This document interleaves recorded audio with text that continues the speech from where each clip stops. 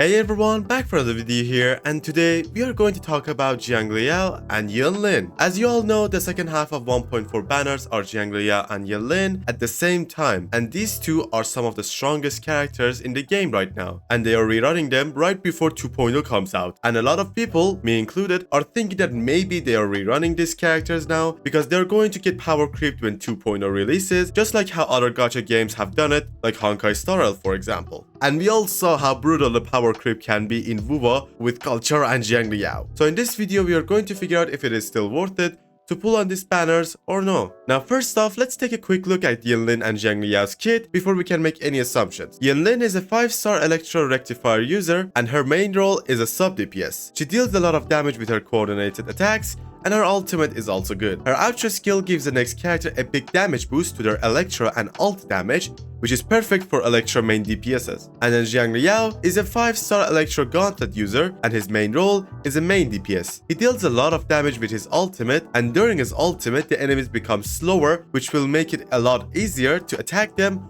or to dodge and parry them. So as you can see, both of these characters work pretty well together, since Yinlin Ultra skill increases Electro and ult damage, and Xiangli is Electro and his main source of damage is his ultimate.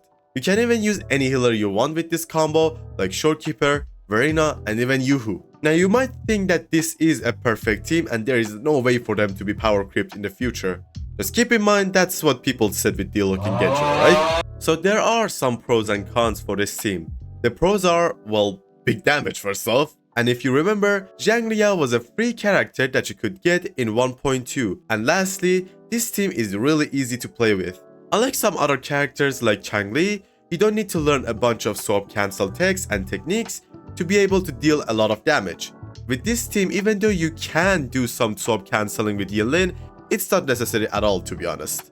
And now for the cons. First off is that this team is really hard to get and build. If you don't have Xiangli from 1.2, then you have to get 2 different 5 stars to make this team. And not only that, the free-to-play weapons for these characters are horrible. Yinlin's free-to-play weapons won't buff her coordinated attacks, which is the main part of her kit, because most of the buffs you get from those weapons expires really fast. For Xiangli though, it's a bit better with some good free-to-play options, but they are still not that good for him compared to the Battle Pass weapon or his signature. And also don't forget that you need to build 2 Electro Echo sets for both of these characters to work.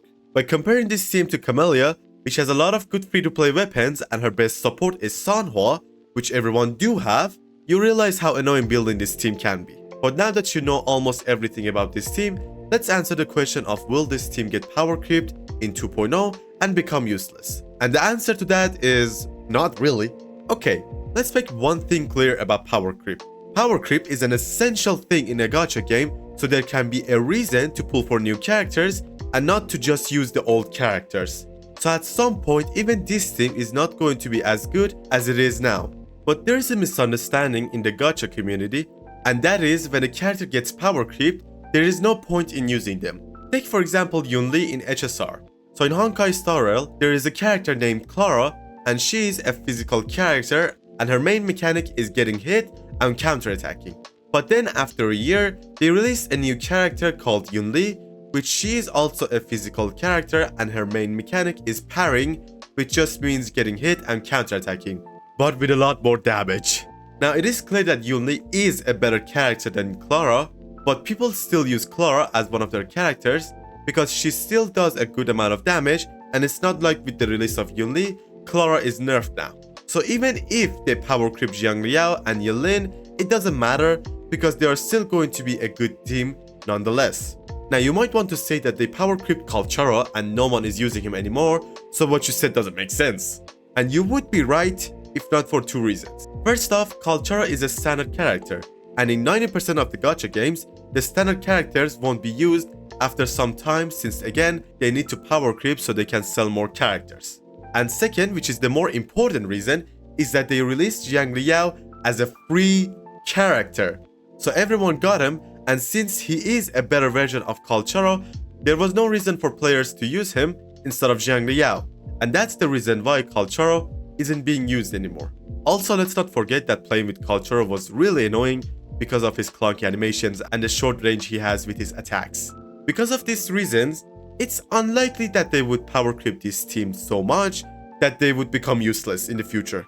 And it's still possible for these characters to get better in the future with new echoes, new weapons, and even new echo sets. Who knows? So yeah, if I have to summarize it, even if they power creep Yinlin and Xiangli, it won't matter since they are already a strong team and you can still use them in the future. So if you like them and want to play with them, then there is no reason not to. So yeah, that's it for this video. Thank you all so much for watching the video till now. Hope you enjoyed it, and I'll be back for another video. Bye bye!